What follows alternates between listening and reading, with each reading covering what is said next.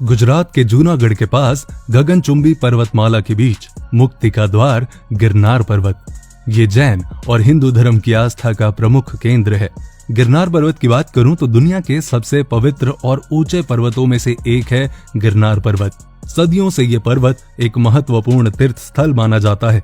इस पर्वत की भव्यता का अनुमान यहाँ पहुंचकर ही लगाया जा सकता है। सो इन फ्यूचर अगर आपको मौका लगे तो जरूर जाना, और जाने के बहुत सारे रीजंस हैं, वो आज मैं आपको इस वीडियो में बताने वाला हूँ। माना जाता है कि यहाँ मोक्ष की प्राप्ति होती है। गुजरात के जूनागढ़ से 4 किलोमीटर की दूरी पर स्थित सबसे ऊंचा पर्वत गिरनार पर्वत जितना अपनी भव्यता, तीर्थ स्थानों और प्राकृतिक सौंदर्य के लिए जाना जाता है, उतना ही ये स्थान एडवेंचर के शौकीन लोगों के लिए आकर्षण का केंद्र भी है। इस विशाल पर्वत के 5 शिखरों पर 886 हिंदू और जैन मंदिर बने हुए हैं। इस पर्वत को मुख्यतः जैन मतावलंबियों का पवित्र तीर्थ स्थान माना जाता है। यहाँ मल्लीनाथ और नेमिनाथ के मंदिर मुख्य हैं, जिनका निर्माण कुमारपाल, वास्तुपाल और तेजपाल ने संगमरमर से करवाया है। जैसे ही इन मंदिरों पर सूरज की रोशनी मतलब कि उनकी किरणें पड़ती हैं, तो इन मंदिरों का आकर्षण और भी ज्यादा बढ़ जाता है। इसके साथ ही यहाँ आपको सम्राट अशोक, चंद्रगुप्त मौर्य और रुद्रदामा के स्तंभ भी देखने को मिलेंगे। यहाँ सम्राट अशोक के कुल मिलाकर 14 शिलालेख बनाए हुए हैं, जिन्हें ब्राह्मी लिपि और पाली भाषा में बनाया गया है। महाभारत के अनुसार रेवतक पर्वत की क्रीड़ा में बसा हुआ प्राचीन तीर्थ स्थल है। गिरनार को पहले गिरिनगर कहा जाता था। समुद्र तल से इस पर्वत की ऊंचाई 3100 फुट है। गगनचुंबी पर्वतमाला के बीच स्थित ये पवित्र तीर्थ स्थल जैन और हिंदू धर्म की आस्था का प्रमुख केंद्र है। कहा जाता है कि यह पर्वत हिमालय पर्वत से भी पुराना है। इसके साथ ही जैन धर्म के 22वें तीर्थकर नेमिनाथ को यहाँ मोक्ष की प्राप्ति हुई थी।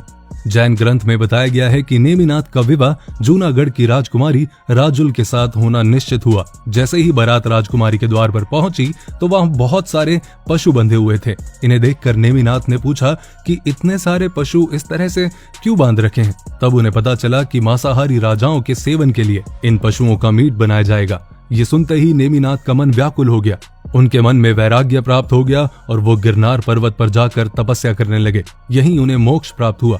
पर्वत की तलहटी को गिरनार तलहटी के नाम से जाना जाता है। ये विशाल पर्वत कई शिखरों को मिलकर बना हुआ है, जिसमें मुख्यतः दत्तात्रेय शिखर, नेमिनाथ शिखर, अंबा माता शिखर, गोरखनाथ शिखर और कालका शिखर हैं। इनमें से दत्तात्रेय शिखर को गुजरात का सबसे बड़ा शिखर माना जाता है। इस विशाल शिखर की खड़ी चढ़ाई चढ़ने के लिए 9,999 सीढ़ियां बनाई हुई हैं।